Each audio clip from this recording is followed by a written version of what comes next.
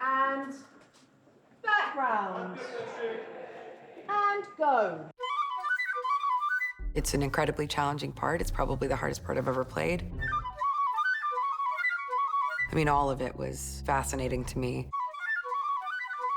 The inversion of the monster being this very beautiful young woman was interesting. Just to see where it was being pitched initially was really exciting. Yorgos loves to put his characters in very, very extreme circumstances. I'd never really done something like this before. It opens a door to curiosity. With Yorgos, it's always a thorough process getting the lens language together. We're mixing time periods, we're mixing styles. It's so hard to find a vision that isn't stepped on by fear. Yorgos told me that there's been one movie he's been wanting to make that everyone's like, do not make that movie. And then he said to me, so we're gonna make that movie. The people hired were hired for a reason, and they had a very specific and strong vision for the execution of these things, and I think that's very inspiring.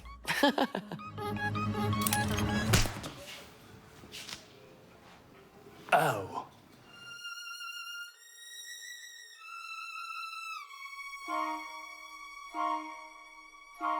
I read the novel around 2010, I think, and I immediately got very excited. Whee! Yes, it is exciting, Bella.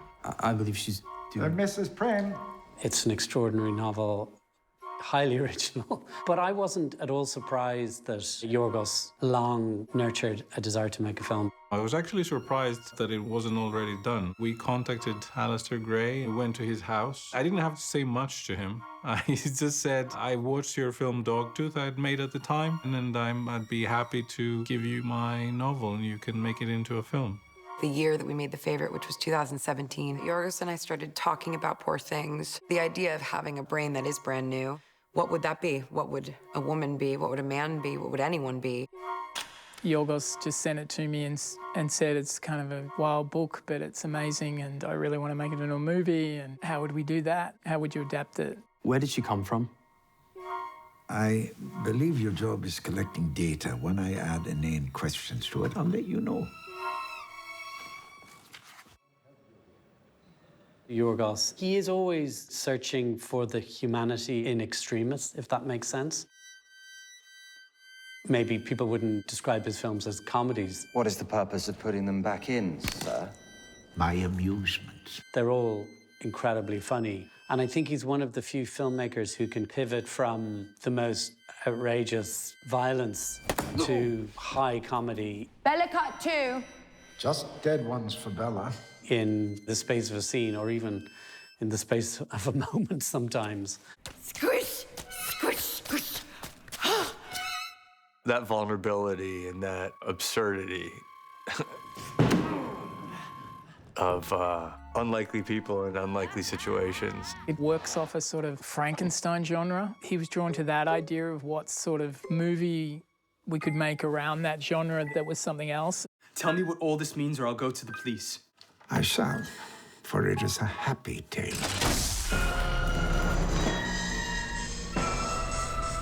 Then you leave that behind. It becomes something else. Primarily because of the relationship between my character, the doctor, and Emma Stone's Bella is quite different than the Frankenstein myth. All my research had come to this moment. It was obvious. It was?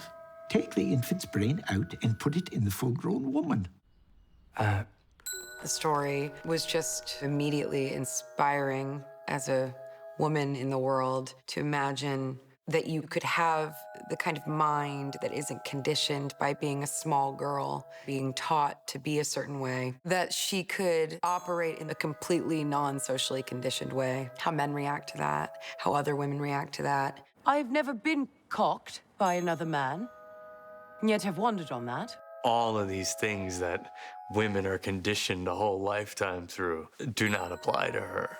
And so you get some very funny situations as she's exploring her sexuality, as she's exploring society without any understanding what the norms are or the rules.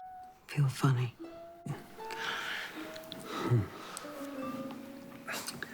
To Bella. And it's alluring, it's exciting. You're drawn to that innocence and you're drawn to the curiosity that she has and the absorption of the world that she has. Emma's been really so much part of it. She's a producer on the film. She's been very important in how we've developed the story and how we're talking about putting it out into the world and very much guiding that. Especially now, I don't know how this could have been, made without her. Everything that we considered that had to do with the film, I would just discuss it with her. Researching and designing the world, I would share all the visuals with her. The process of making the film has been, it's incredibly complicated. Thinking about what the scale of it would be and what the world would kind of look like, and I was so excited.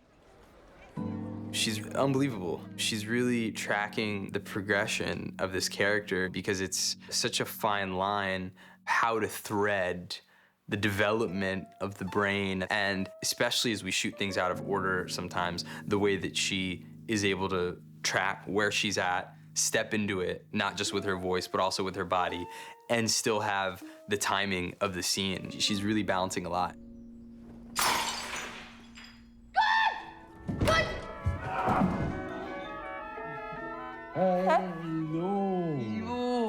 Willem has this playful quality that's just constantly there. The wheels are always turning. God, you are walking. I have taken 5 milligrams of heroin through the toes for pain, amphetamines for energy, and cocaine, because I am partial to cocaine. He's a genius, and there's nothing put on or funny business just for funny business. It's all like incredibly genuine and rooted inside of him. Willem never wants to leave set. He sleeps on set if he's too tired, lies somewhere on a couch or something until it's time for him to work. And that's great for all of us. We would play around and do exercises and physical stuff to create this ensemble. And Mark was so funny, I was always in the danger of pissing my pants. Okay. Are you 5 years old that you can't hold your water? Weak bladder, sir, like my father before me and his before him. I never really do rehearsals in terms of how the film is gonna be. But Mark came in and he had this idea. We started having so much fun with him and the character, and I was laughing so hard throughout the rehearsals. We couldn't see him any other way. You really get to know people and you really get to love them. We had a trust which was very free and very safe, which is a dream. That's what you want actors to feel. I had to meet this woman who would inspire such a contract of marriage that imprisons her. He sells himself as an anarchist, kind of. But of course, Duncan's this raging narcissist. You're a prisoner, and I aim to free you. I think it's just brilliant casting on Yorgos' part, because I don't think you would expect to see someone as soulful and sensitive as Mark play this type of person, and he does it so brilliantly.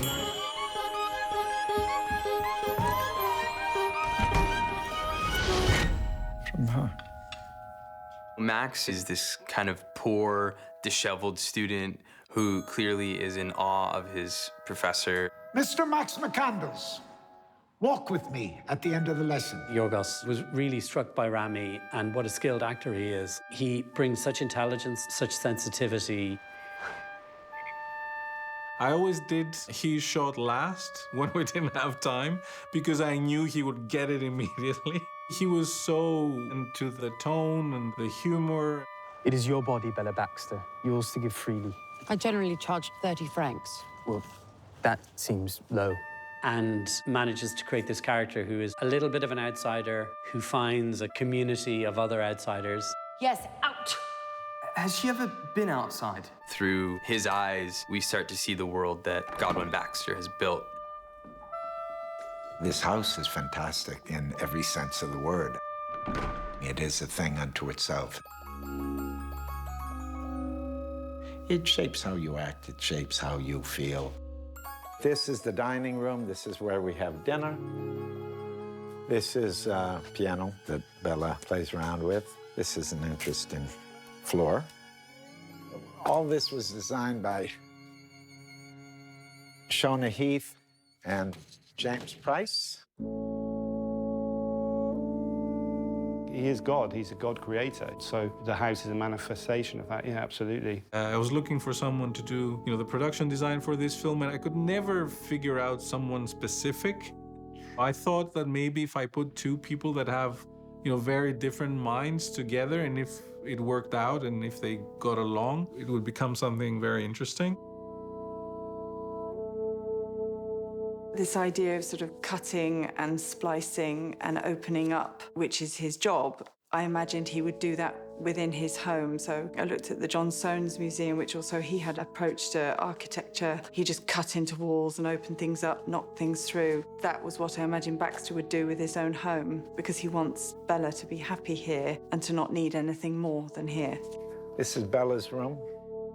Dressing and the detail is quite extraordinary. There's nothing really normal or familiar. There's so much originality. And there are fish on Bella's ceiling, and there's seaweed and a mirror that has ears and these padded silk walls with cityscapes sewn in, and I want to copy it. I want to live in that bedroom. Bella's an adult, but she needed sort of soft corners and things that she couldn't hurt herself on. So her room is incredibly soft and very beautiful. And there's a secret door. I got scared for a second. I thought we were trapped in here. It's been unbelievable. We're in Budapest, in Hungary, shooting on many sound stages. Our world has been built.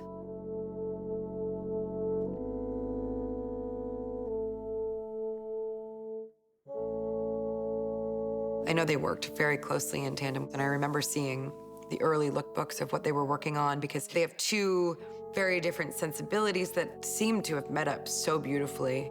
I mean, you could see they've created a world. It's Victorian, it's a dream, it's gorgeous, and it really does serve kind of the vision of Yorgos Lanthimos, who, above everything else, wants creative license. You guys don't lose your mind. I'm like losing it. It really defines the story we're telling. It's got a really refined aesthetic, but it's also got a sense of humor. Sometimes I just wander around. I've never seen anything like it, and it is as big as it looks, even in a 4mm lens, which is the widest possible angle. It's bigger than that.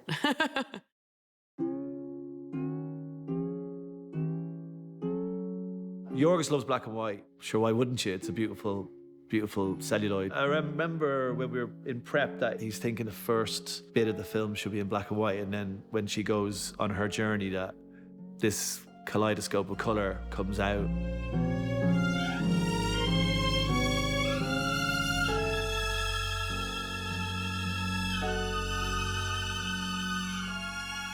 In the beginning, we're supposed to shoot less black and white, but we did the tests, and it looked so incredible that I wanted to shoot some more, so we decided to do the first part. But also, it would be interesting for us as well, to not have seen her world clearly until she starts her journey. There's this film stock called Ektachrome that has this very colorful texture, so it's like a huge leap for her forward. Ektachrome was something Yorgos is keen on trying. It's a reversal film, so it's a very, very colourful, contrasty stock. It pushes reality a bit, and that's what Poor Things is about. It's got stopped manufactured for a while, and then they brought it out again as a 16mm stock. Yorgos was keen to try and get Kodak to make it as a 35mm stock. And it really does come from the director to kind of push for these not necessarily economical ways of filming, but are very bespoke and very unique. Holly, our costume designer, came in with so many boards and so many ideas that were just brilliant. I flew to Athens before our rehearsal process to do a long early fitting with Holly and Yorgos. I was quite fascinated by this discordancy between these period costumes and how would you wear them if you were actually a child, a baby, or a toddler in these very elegant grown woman's clothes. I found that really fascinating. We had a very good starting point with Bella because she's so unique. It gives you the freedom to, think outside the box. Basically, we're free to experience the film, through our contemporary status. Parents. Peru.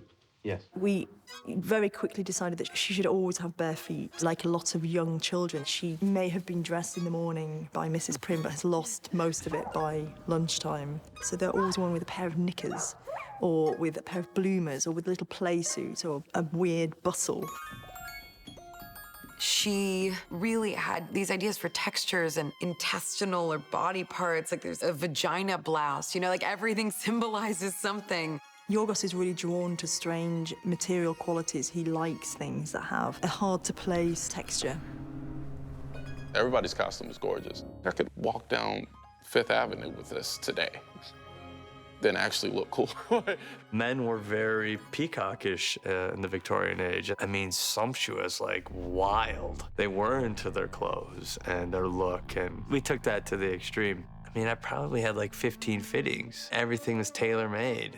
My father pinned my thumbs into a small iron case to see whether he could retard the growth cycle of bones. Creating Baxter for Willem was quite the process, because one reference that kept coming back all the time was this Francis Bacon painting with a kind of distorted face. How you take that and make that into a prosthetic is a very different thing, and it's what looks good sometimes on a flat surface to what looks good on a moving face. We're familiar with prosthetics, so we're familiar with how much you have to do to someone's face to change it quite a lot, and the difficult bit is actually to change it as radically as Yorgos wanted it, but still keep the actor and keep the performance and keep the expression. They're pieces that they put on, they glue onto the face, then blend, and then paint. So every day, 3 to 4 hours, they're remaking it. We have an eyebrow piece on his right eyebrow. There's a scar piece down his face, and then there's a big ear piece, so he's got a larger ear on one side, so it's almost like he's had another ear transplanted on at some point. The detail into even the scars, how precise the scars would be, because if his father's such a fantastic surgeon, they wouldn't be jaggedy. It was quite the process to get there and to create something that's kind of strange, but you also see Willem and you also kind of love him. It was quite the thing. Good night, dear Bella.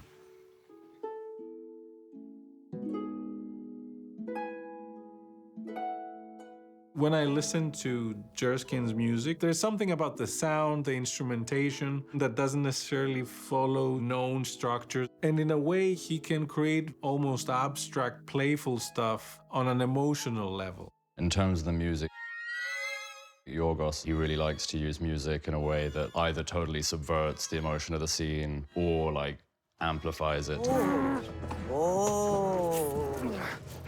Eat.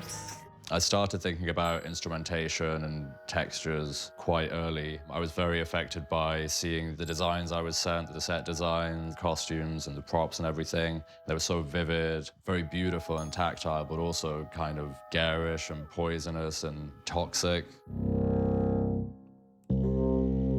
I wanted to have a lot of instruments that involved air and mechanics, matched this kind of bizarre Victorian cyborg thing going on. Things which are very beautiful, but also very uneasy. I think there were things like glockenspiels and harps, which are traditionally very kind of pretty. We ended up bending and manipulating and have something that almost felt familiar. I was so struck by how childish all of the characters were and how not just Bella, who literally is a child, but like everyone else, Godwin, Max, Duncan, that they're all in their own ways very immature and very naive. When you're younger, when you see kids not being able to control their emotions at all, they're like unrealistically happy or completely, burst into tears at nothing. And I wanted that kind of real volatility and childishness in the music.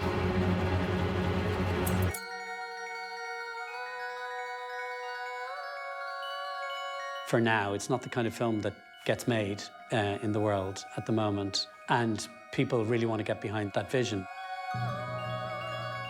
Basically, all these things as a student or film cinephile, you go, oh, I'd love to shoot on that. You're like, and Yorgos was able to achieve that.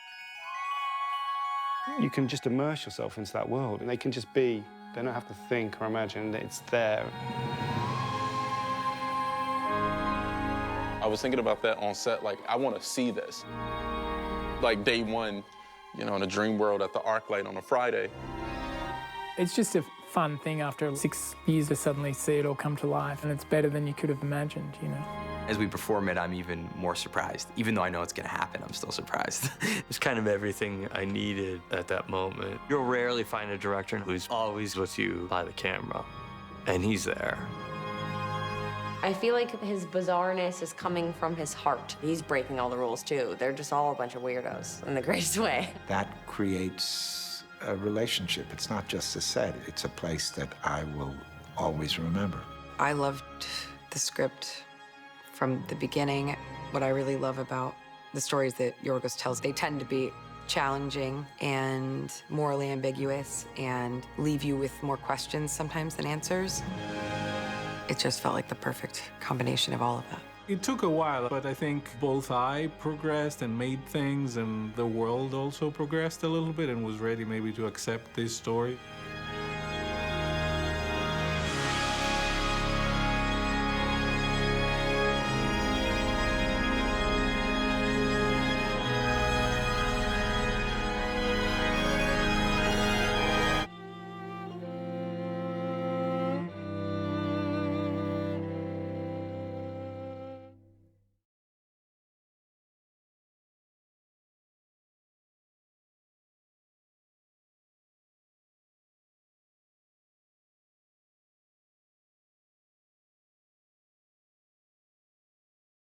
Ouvre.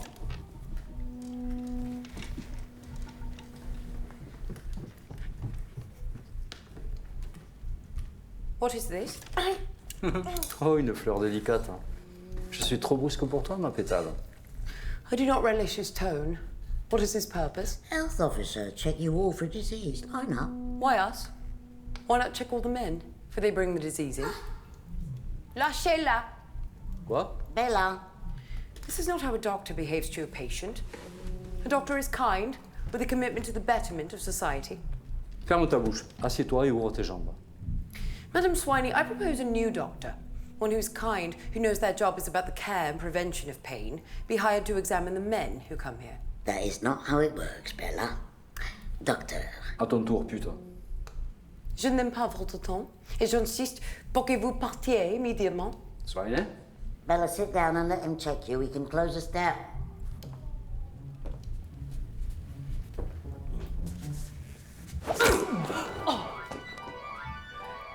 I suspect I may have broken your nose. I hope you treat yourself more kindly than you have treated us. You stupid girl. What have you done? I've made a strong point in the interest of our betterment. I need to leave.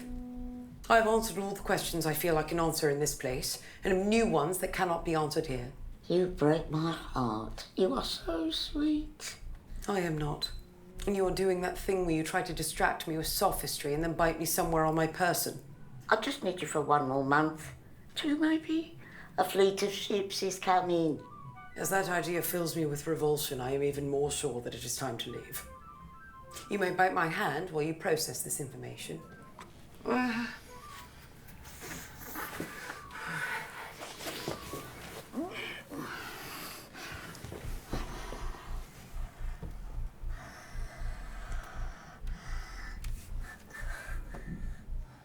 Goodbye, Madam Swiney.